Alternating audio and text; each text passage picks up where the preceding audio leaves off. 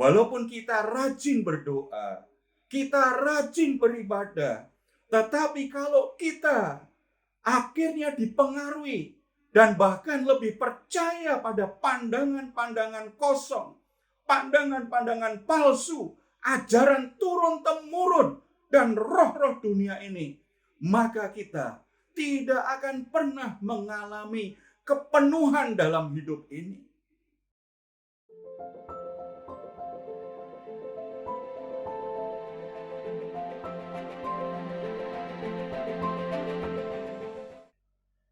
Salam saudara-saudara yang dikasihi oleh Tuhan Yesus Kristus.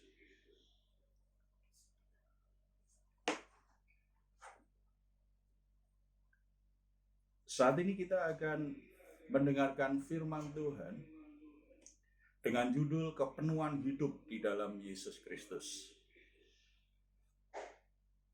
Suatu saat saya pernah berjumpa dengan seorang pria muda yang sudah menikah. Dia punya beberapa anak, keluarganya baik, usahanya juga baik. Jadi secara ekonomi baik, keluarganya baik.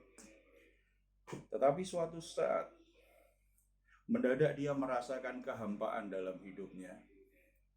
Dia merasa bahwa semua yang dia miliki tidak ada artinya. Dalam kegelisahan seperti itu, dia meninggalkan keluarga dan kotanya ke tempat yang dia sendiri tidak tahu. Dia merasakan kekosongan jiwa yang begitu besar. Dia merasa bahwa hidupnya itu hampa. Padahal pekerjaannya baik, usahanya baik, keluarganya baik. Masalahnya di mana? Kenapa ada orang-orang yang secara ekonomi baik, status sosial baik, keluarganya baik, tetapi mendadak merasa ada yang kosong dalam hidupnya?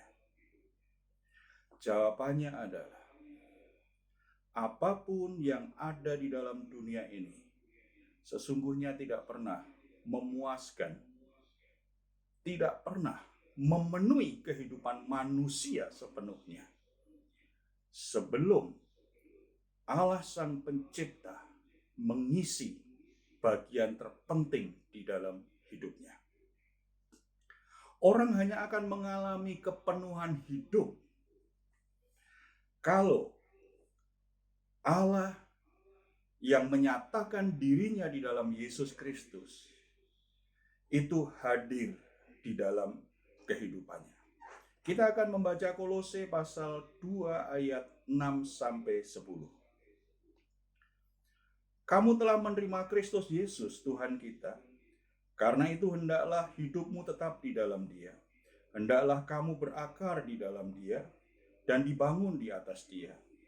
Hendaklah kamu bertambah teguh dalam iman yang telah diajarkan kepadamu, dan hendaklah hatimu melimpah dengan syukur.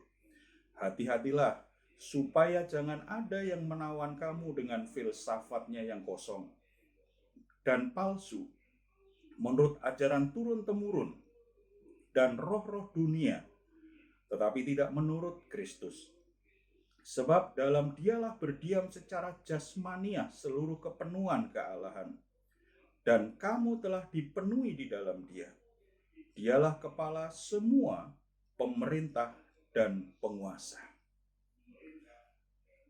Saudara-saudara yang dikasihi oleh Tuhan Yesus, di ayat 9 dan 10 jelas sekali dikatakan bahwa dalam Kristus berdiam secara jasmaniah seluruh kepenuhan kealahan. Allah yang adalah roh, Allah yang tidak kelihatan, Allah yang tidak terjangkau oleh manusia yang berdosa, telah menyatakan dirinya, menyatakan kehadirannya di dalam pribadi Yesus Kristus. Dan tadi di ayat 10 dikatakan, kamu telah dipenuhi di dalam Dia. Hidupmu telah dipenuhi di dalam Yesus Kristus. Semua kehampaan, semua kekosongan, perasaan tidak berarti dalam hidup ini, kegelisahan atas kehidupan ini, kegelisahan untuk menemukan arti kehidupan, kegelisahan untuk menemukan tujuan hidup, kegelisahan untuk mencari kepuasan kehidupan ini, hanya akan ditemukan ketika pribadi Yesus Kristus hadir di dalam dirinya. Karena di dalam Yesus Kristus kita dipenuhkan kehidupan kita. Saudara-saudara yang dikasihi oleh Tuhan Yesus, Tuhan merancang hidup kita itu seperti rumah. Dalam rumah ada banyak ruangan. Ada ruang tamu, ada ruang keluarga, ada dapur, ada ruangan yang lain, ruang makan, lalu beberapa kamar tidur.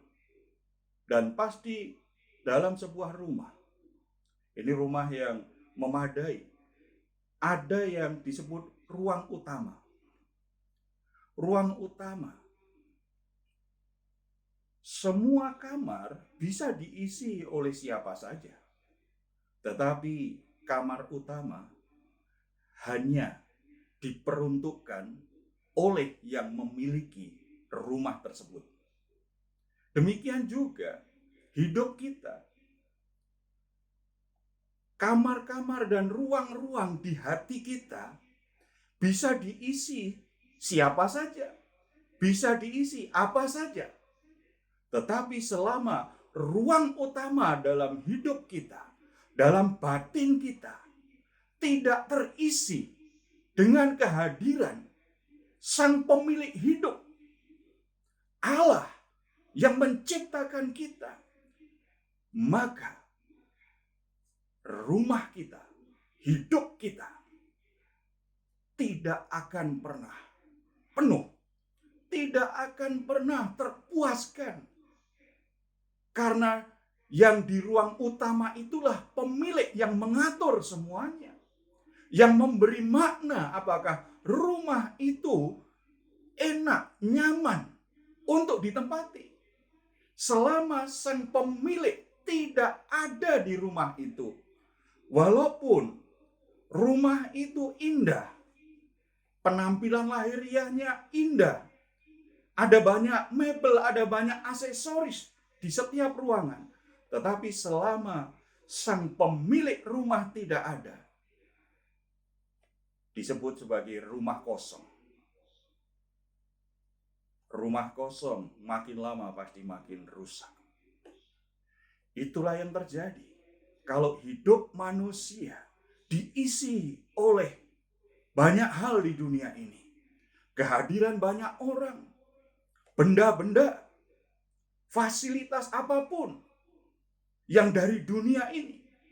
Tetapi selama tidak ada kehadiran Allah Sang Pemilik hidup, maka hidupnya tidak akan bisa tertata dengan baik. Hidupnya tidak akan mengalami kebahagiaan yang sesungguhnya.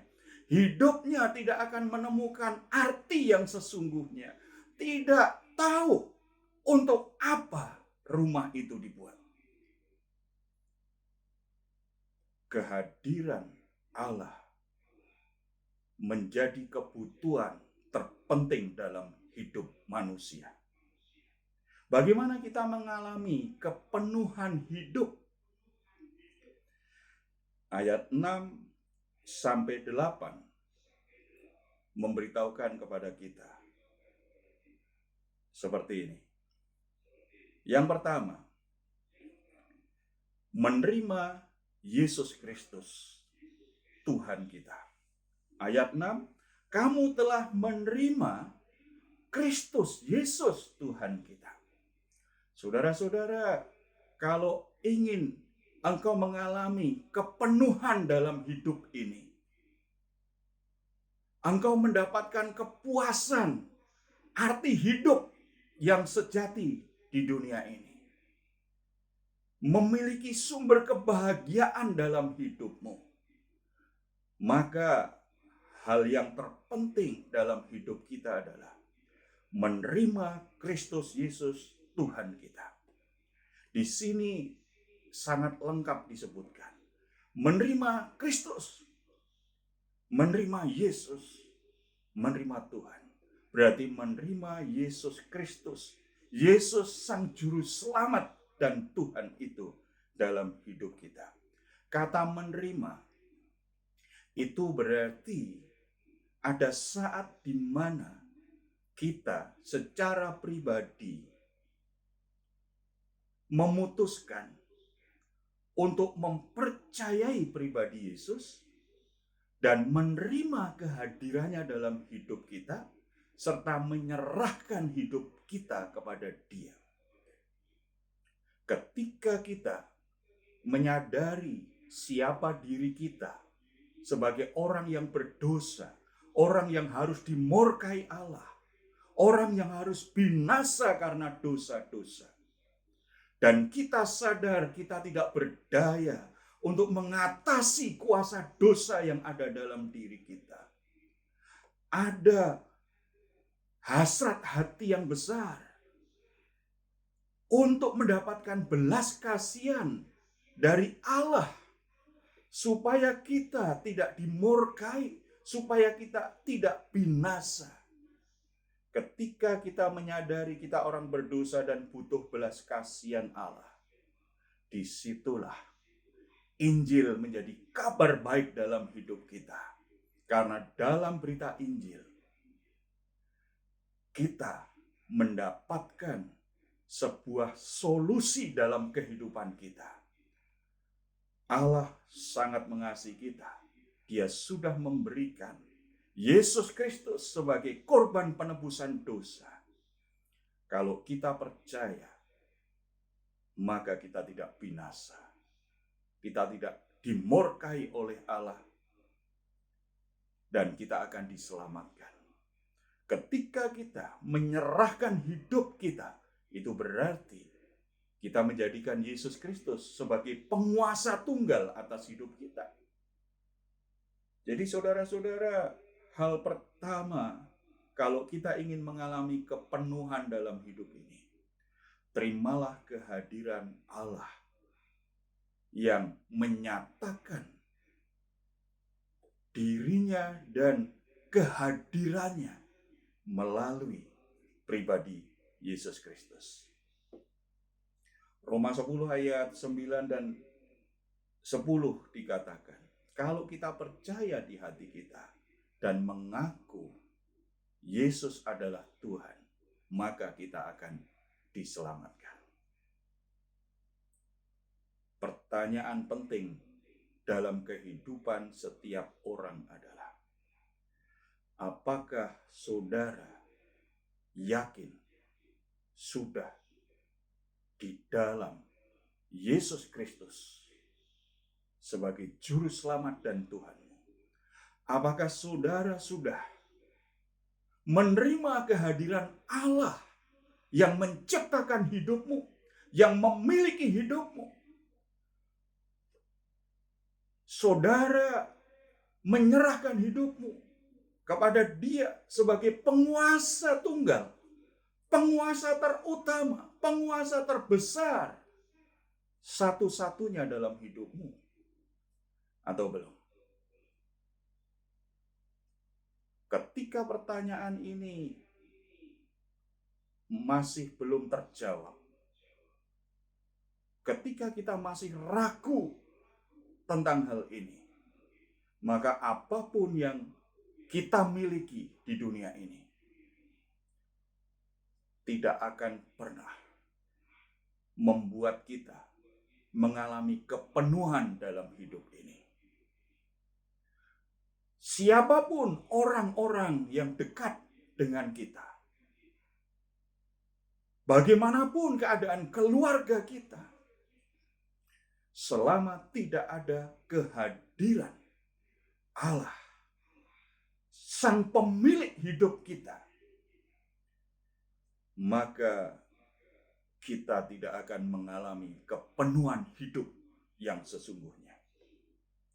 Yang kedua, tetap di ayat yang ke-6, kita lanjutkan kalimatnya. Karena itu hendaklah hidupmu tetap di dalam Dia.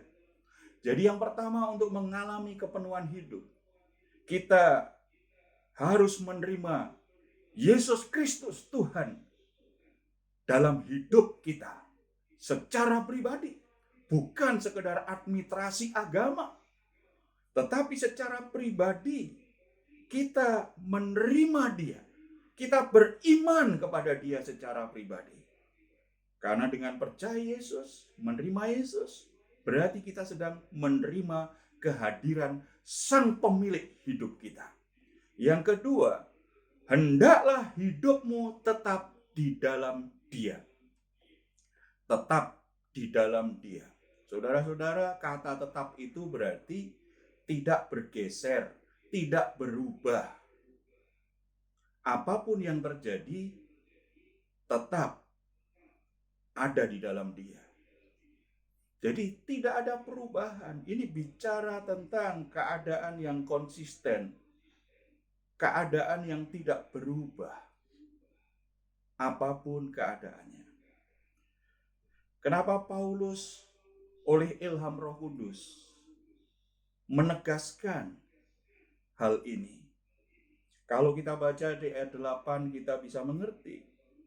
Hati-hatilah supaya jangan ada yang menawan kamu dengan filsafatnya yang kosong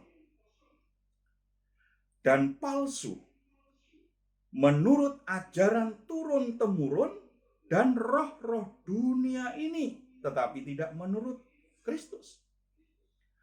Sebagaimana di surat-surat Rasul Paulus yang lain, orang-orang Kristen mula-mula itu mengalami banyak konflik keyakinan, konflik nilai-nilai dan norma hidup. Ada sebagian orang yang mengajarkan di tengah-tengah jemaat pengajaran yang tidak berpusat pada kesempurnaan Kristus. Mereka berfilsafat, tetapi filsafat yang kosong, tidak ada makna. Mereka mengajarkan hal-hal yang kelihatannya indah didengar, tetapi sebenarnya itu adalah pengajaran yang palsu. Dan sifatnya adat istiadat, tradisi yang kelihatannya baik, adat yang kelihatannya baik, turun-temurun diajarkan. Walaupun ajaran itu, ajaran leluhur itu, ajaran turun-temurun itu kelihatannya baik dan bersifat agamawi. Tetapi Paulus mengingatkan, hati-hati.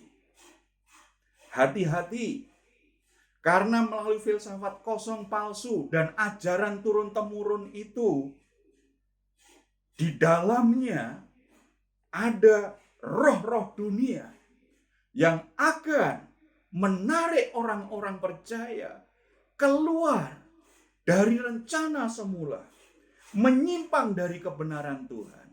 Sebab kalau tidak hati-hati, maka kita sebagai orang Kristen, walaupun kita rajin berdoa, kita rajin beribadah, tetapi kalau kita akhirnya dipengaruhi dan bahkan lebih percaya pada pandangan-pandangan kosong, pandangan-pandangan palsu, ajaran turun-temurun dan roh-roh dunia ini, maka kita tidak akan pernah mengalami kepenuhan dalam hidup ini.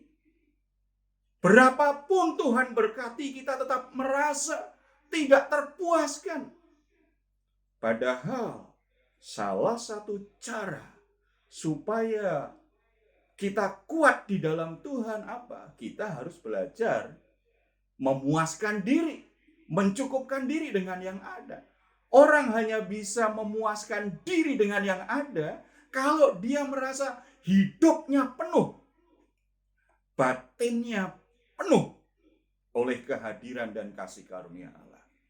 Jadi ajaran-ajaran yang akan menyeret kita keluar dari rencana Tuhan, yang akan membuat kita menyimpang dari kebenaran, kesempurnaan Yesus Kristus, hanya akan menghasilkan kehampaan, kekosongan batin dalam hidup kita. Kalau ini terjadi, nanti kita menjadi orang Kristen yang akhirnya tidak merasakan indahnya ikut Tuhan. Ini yang membuat banyak anak-anak muda tinggalkan Tuhan. Karena mereka tidak mengalami kehadiran Sang Pemilik melalui Yesus Kristus di dalam hidup mereka. Nah, sekarang bagaimana supaya kita tetap bisa di dalam Kristus? Kita baca ayat yang ke-7. Hendaklah kamu berakar di dalam Dia, agar kita tetap bisa di dalam Kristus senantiasa. Kita tidak bergeser, kita tidak berubah, kita teguh dalam iman kita. Maka kita harus berakar di dalam Kristus.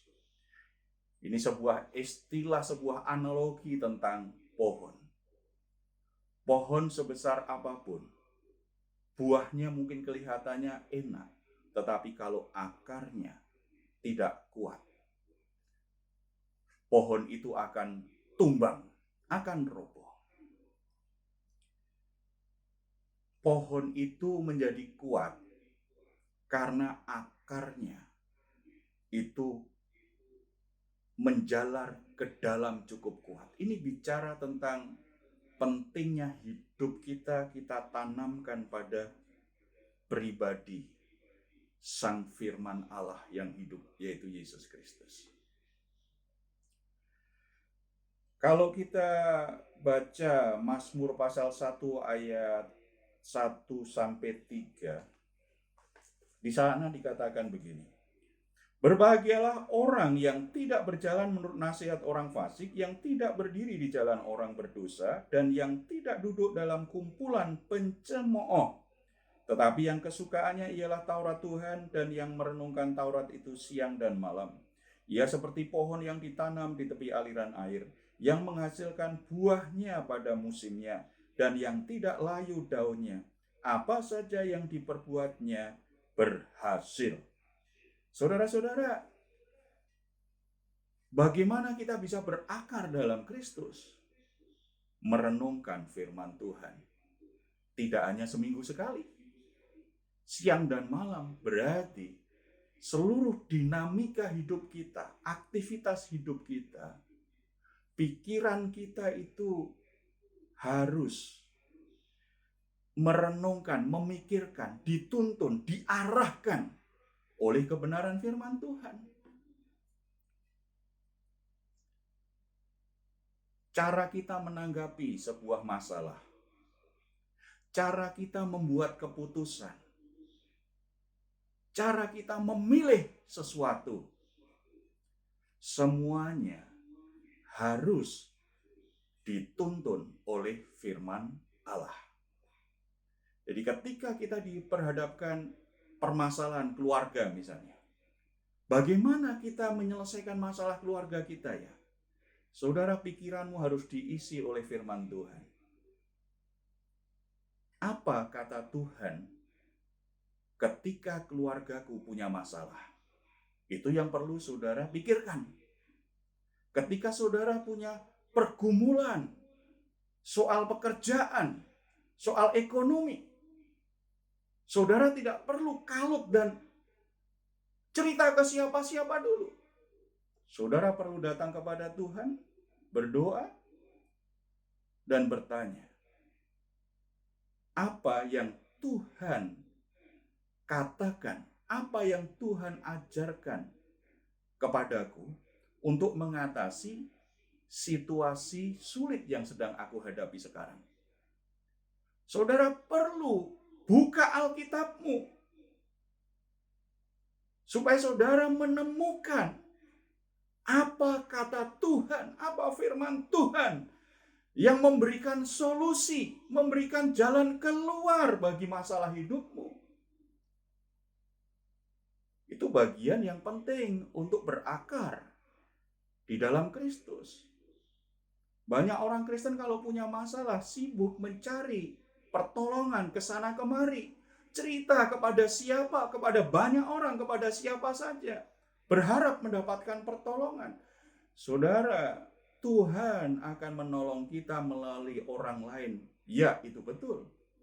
Tetapi kalau saudara ingin supaya hidupmu itu seperti pohon yang ditanam di tepi aliran air, akarmu kuat ke dalam sehingga hidupmu bertumbuh segar, dan saudara akan menghasilkan buah, akan berhasil dalam hidup ini, maka saudara harus berakar pada Kristus, Sang Firman Allah yang jadi manusia itu. Renungkan firman Tuhan. Isi pikiranmu dengan firman Tuhan. Saudara dengar firman Tuhan diberitakan seperti ini, saudara harus bisa menangkap dan merenungkannya. Itu artinya berakar di dalam Kristus. Yesus memberi perumpamaan di Matius pasal 13 ayat 3 sampai 9. Di sana Yesus memberi perumpamaan tentang sang penabur. Ada orang menabur, sebagian benih jatuh di tepi jalan. Yang kedua, jatuh di tanah berbatu-batu. Yang ketiga, jatuh di semak duri. Dan yang keempat, jatuh di tanah yang baik. Itu menggambarkan kehidupan kita sebagai manusia, sebagai orang Kristen. Ketika dengar firman Tuhan itu, hatinya ada 4 macam. Yang pertama, seperti tanah di pinggir jalan. Ketika dengar khotbah, ketika dengar firman Tuhan, tidak mengerti. Yesus menjelaskan tanah yang di pinggir jalan itu orang dengar firman Tuhan tetapi tidak mengerti. Kenapa tidak mengerti? Karena tidak memberi perhatian. Kenapa tidak mengerti? Karena tidak fokus. Kenapa tidak mengerti? Karena memang tidak sungguh-sungguh pengen tahu apa yang dikatakan Tuhan untuk dia dalam ibadah. Akhirnya si jahat mencuri hidupnya lebih jauh. Tidak pernah berakar. Makanya gak heran, banyak orang Kristen tipe yang hatinya tipe tanah di pinggir jalan, itu mudah saja menyimpang dari jalan Tuhan. Mudah untuk kompromi dengan dosa, mudah terseret dengan dunia ini. Karena memang tidak mengerti firman Tuhan atau tidak mau tahu tentang firman Tuhan. Dia hanya pilih-pilih mana yang dia suka. Yang kedua, tanah yang berbatu-batu. Itu menggambarkan orang Kristen ketika dengar khotbah, dia senang. Habis dengar, dia juga senang melakukannya. Tetapi begitu ada aniaya, ada masalah, ada yang mengejek karena kita mentaati Tuhan, ada yang mempertanyakan, ada yang menekan kita. Jadi ketika ada tekanan, ada aniaya karena kita ingin hidup dalam firman Tuhan, orang Kristen yang hatinya berbatu-batu, dia akhirnya menyerah. Dia kompromi dengan dunia ini. Dia kompromi dengan dosa. Ini tipe orang Kristen yang anget-angetan saja hatinya. Jadi dia semangat kalau lagi ngumpul dengan saudaranya yang lain.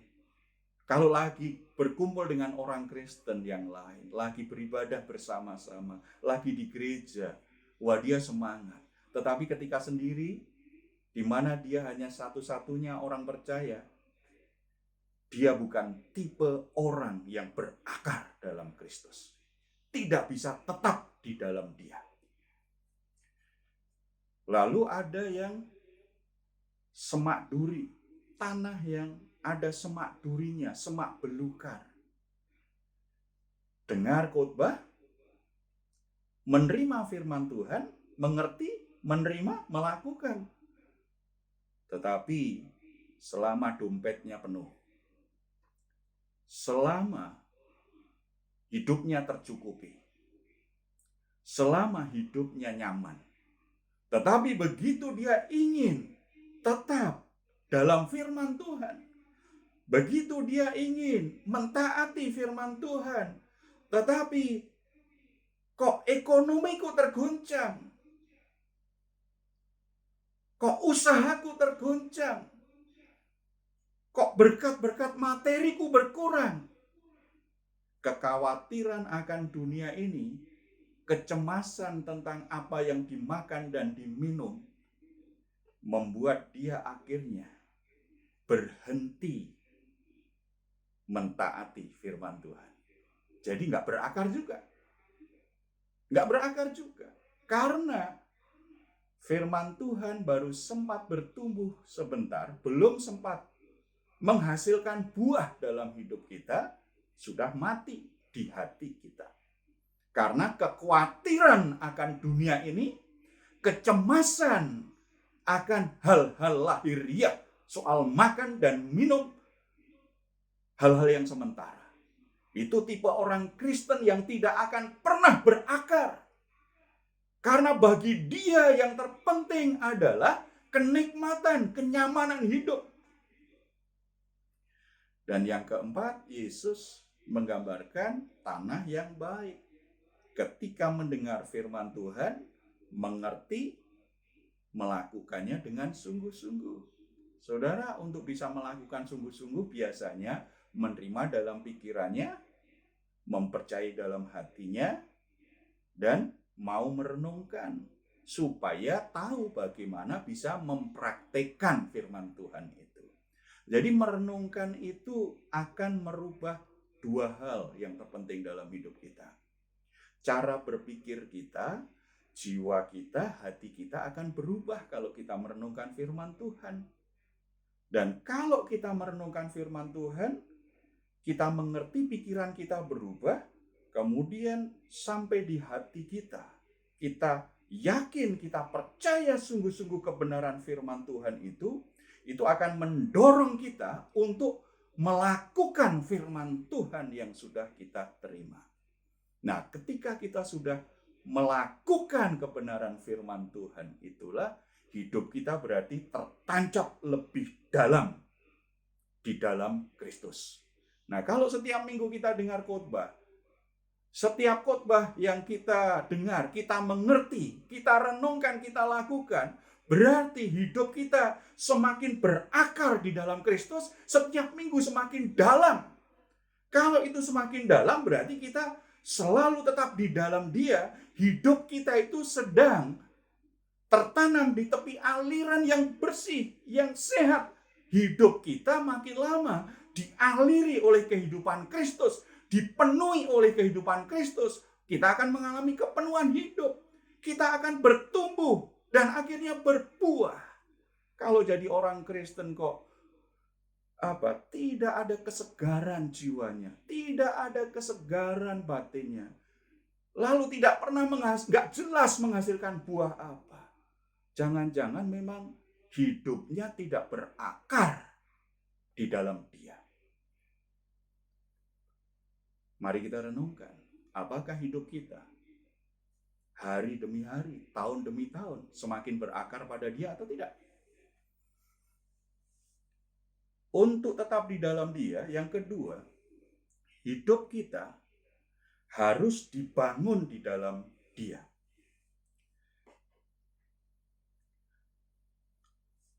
Beralih dari analogi tentang tanaman, Paulus kemudian menggambarkan hidup kita itu seperti bangunan. Kita dibangun atas dasar apa? Yesus ketika selesai berkhotbah, kalau kita baca di Matius pasal 7, ya, setelah Yesus selesai khotbah, kemudian Yesus memberi sebuah perumpamaan tentang orang yang membangun rumah. Ada yang membangun rumah di atas pasir, ada yang membangun di atas batu. Membangun di atasnya ketika ada badai, ketika ada goncangan, ketika ada hujan, terpaan angin yang keras. Yang dibangun di atas pasir akan hancur, akan roboh. Tetapi yang dibangun di atas fondasi batu akan berdiri teguh. Kenapa kita harus membangun hidup kita di dalam Dia? Di atas Dia, di atas Yesus Kristus, firman Allah yang hidup itu, supaya hidup kita tidak mudah tergoncangkan.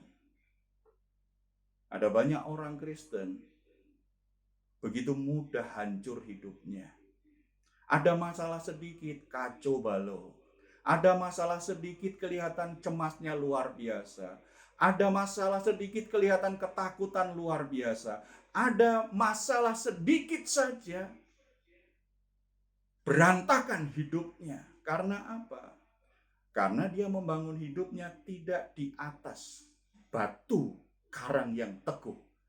Di atas Yesus Kristus, Sang Firman Allah yang jadi manusia itu. Gampang roboh, gampang guncang, tidak bisa tetap di dalam Dia.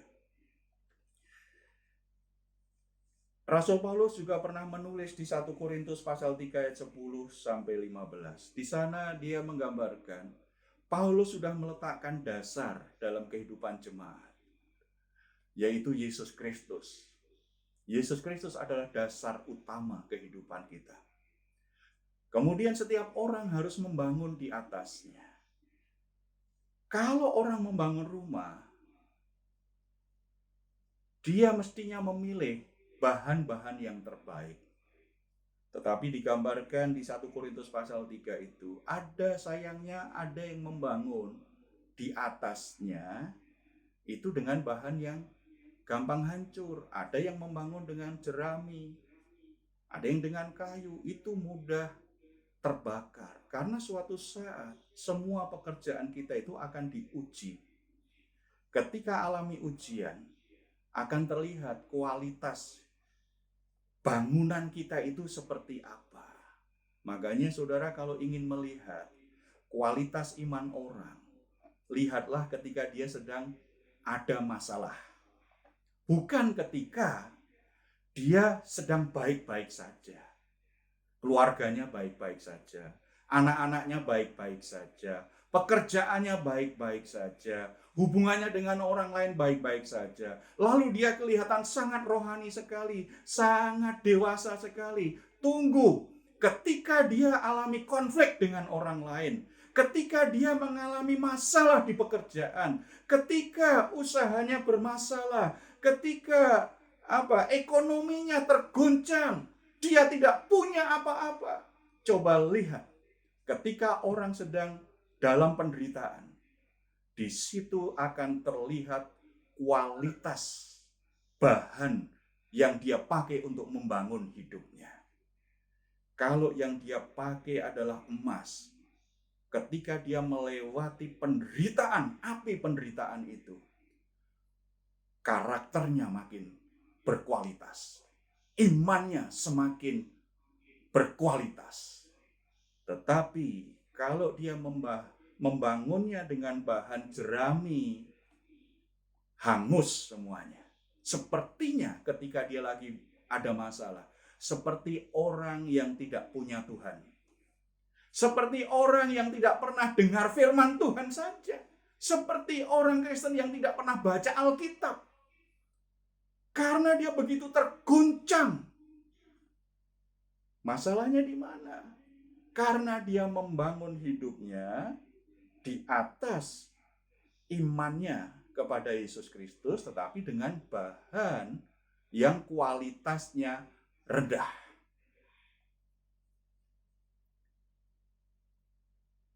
Bagaimana kita membangun hidup kita selama ini? Apakah saudara mau membangun dengan bahan terbaik? Ini yang Tuhan inginkan. Untuk tetap di dalam Kristus, yang ketiga, bertambah teguh di dalam iman. Hendaklah kamu bertambah teguh dalam iman. Kata bertambah teguh itu berarti sesuatu yang sifatnya konsisten. Saya ketemu banyak orang Kristen tidak konsisten dengan komitmennya, tidak konsisten dengan pendiriannya, tidak konsisten dengan apa yang dia katakan, tidak konsisten dengan yang dia janjikan kepada Allah. Kalau kita tetap ingin di dalam Kristus, tidak tergoyahkan, tidak bergeser, kita mengalami kepenuhan hidup karena di dalam Kristus, kita harus tambahkan keteguhan. Kalau bicara bertambah dan hendaklah kamu bertambah teguh, berarti kan sebuah proses. Di sini penting bagi kita untuk berserah kepada Tuhan itu setiap hari. Untuk belajar taat kepada Tuhan itu setiap hari. Dan setia melakukannya. Kalau kita sudah berserah dalam hidup kita, kita menyerahkan masa depan kita, ya setelah itu kita taat. Tuhan mau arahkan kita kemana? Kalau kita berserah tentang keadaan keluarga kita, setelah itu kita taat. Tuhan perintahkan kita lakukan apa? Jangan hanya seminggu, 2 minggu masih taat. Tidak, setia lakukan. Itu yang namanya konsisten. Setia lakukan. Hari demi hari, kalau kita terus berserah, taat, setia, maka keteguhan iman kita bertambah-tambah setiap hari. Kenapa iman kita setelah itu gampang goncang? Karena biasanya kita nggak berserah lagi. Kita berhenti berserah atau kita berhenti taat. Ya. Bagaimana penyerahan hidupmu kepada Tuhan? Bagaimana ketaatanmu kepada Dia? Apakah engkau tetap setia melakukan yang pernah engkau janjikan kepada Tuhan? Apakah engkau setia lakukan firman Tuhan? Kalau engkau lakukan ini terus-menerus, maka imanmu akan bertambah teguh hari demi hari. Tidak mudah bergeser, tidak mudah tergoncangkan. Yang terakhir, untuk tetap di dalam Kristus, hati kita harus berlimpah dengan syukur. Dan hendaklah hatimu berlimpah dengan syukur. Sangat menarik di sini tidak hanya dikatakan mengucap syukurlah, tetapi di situ katakan hatimu.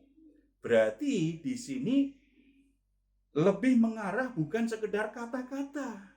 Ada banyak orang di mulutnya berkata, aku bersyukur loh. Aku bersyukur kepada Tuhan loh. Untuk keadaan keluargaku loh. Aku bersyukur untuk hidupku loh. Aku bersyukur untuk apa yang terjadi loh. Mulutnya berkata, aku bersyukur, tetapi hatinya sebenarnya masih banyak ganjelan, berkeluh kesah, bersungut-sungut. Orang yang suka berkata, aku bersyukur, belum tentu dia tidak bergeser dari Tuhan.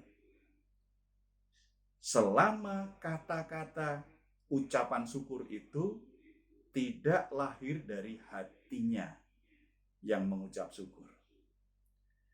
Berlimpah berarti kan sesuatu yang sesuatu yang banyak dilakukan. Namanya berlimpah itu kan sesuatu yang penuh di hatinya kemudian meluap dalam perkataannya. Jadi kalau hatinya berlimpah dengan ucapan, dengan syukur kepada Tuhan, maka dari mulutnya tidak akan sering terdengar keluh kesah bersungut-sungut. Ceritanya hanya dari sisi masalah-masalah, bersungut-sungut, putus asa, tidak ada pengharapan, sepertinya hidup itu kok semuanya serba berat saja. Tidak. Karena dengan bersyukur itu sebenarnya, kalau kita bersyukur, kita sedang dalam situasi sulit. kita masih bisa bersyukur? Kalau hati kita bersyukur, itu berarti pertama, kita itu mengakui Tuhan berdaulat atas hidup kita. Nah, kalau kita lagi punya banyak masalah, kok hati kita masih bisa bersyukur? Karena kita percaya Tuhan berdaulat atas hidupku. Tuhan tidak pernah memberikan pencobaan melebihi kekuatanku. Tuhan sudah menakar. Dan ini pasti menjadi proses yang baik untuk hidupku. Nah, kita percaya pada kedaulatan Tuhan. Yang kedua, berarti kita percaya kasih karunia Tuhan. Situasinya boleh buruk, keadaannya nggak menyenangkan, tetapi aku bersyukur karena dalam segala perkara Tuhan tetap bekerja mendatangkan kebaikan dalam hidupku. Kalau kita percaya kasih karunia Allah, Allah itu penuh kasih karunia kepada kita, tidak ada hal buruk yang terus bertahan dalam hidup kita. Karena semua situasi sulit dan hal buruk itu akan diubah oleh Tuhan justru mendatangkan kebaikan dalam hidup kita. Nah, kalau kita percaya seperti ini, hati kita ada rasa syukur, meluap berlimpah dengan kata-kata, tidak bersungut-sungut makanya. Bagaimana? Apakah hati kita selalu berlimpah dengan syukur? Apakah di antara saudara punya kebiasaan berkeluh kesah, bangun tidur sampai mau tidur lagi, isinya hanya keluh kesah, bersungut-sungut atas segala sesuatu? Kalau saudara bersungut-sungut, berkeluh kesah, saudara sedang mengguncangkan imanmu sendiri menjadi lemah. Saudara tidak bisa tetap di dalam Kristus. Saudara akan mulai menyimpang. Saudara akan mulai keluar dari yang Tuhan rancangkan. Sehingga kebaikan yang mestinya saudara terima melalui masalah itu akhirnya tidak terjadi. Karena bersungut-sungut, karena berkeluh kesah. Baik saudara-saudara, apakah saudara ingin mengalami kepenuhan hidup? Hal pertama untuk mengalami kepenuhan hidup, terimalah Yesus Kristus secara pribadi sebagai juru selamat yang menebus dosa-dosamu, yang mendamaikanmu dengan Allah penciptamu. Serahkan dirimu kepada Dia sebagai Tuhan yang berkuasa atas hidupmu. Yang kedua, tetaplah di dalam Dia. Apapun keadaannya, jangan biarkan saudara bergeser, saudara keluar dari imanmu kepada Yesus Kristus. Bagaimana bisa tetap di dalam Kristus? Apapun pencobaan, apapun guncangan, apapun masalah yang saudara hadapi, berakar di dalam Dia. Renungkan firman Tuhan siang dan malam. Yang kedua, bangun hidupmu di atas imanmu dengan kebenaran. Yang ketiga, bertambah teguh di dalam iman. Bangun imanmu makin lama makin teguh. Terus berserah, terus taat, terus setia apapun keadaannya. Dan yang terakhir, jalani hari-harimu selalu bersyukur. Lihat semua masalah dalam kasih karunia Tuhan, dalam kedaulatan Tuhan. Tuhan berkuasa mengubah situasi sulit, situasi buruk apapun dalam hidupmu untuk mendatangkan kebaikan bagimu. Amin.